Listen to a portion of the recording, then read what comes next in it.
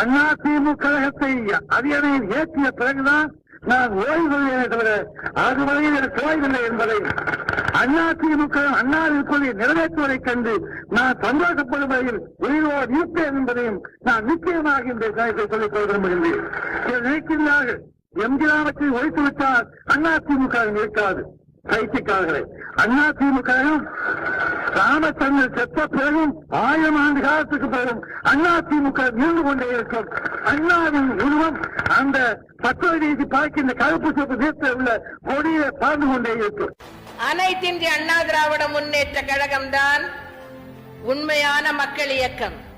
மக்களுக்காகவே தன்னை அர்ப்பணித்துக் கொண்ட இயக்கம். மக்களுக்காகவே தன்னை அர்ப்பணித்த தலைமையை கொண்ட ஒரு இயக்கம்.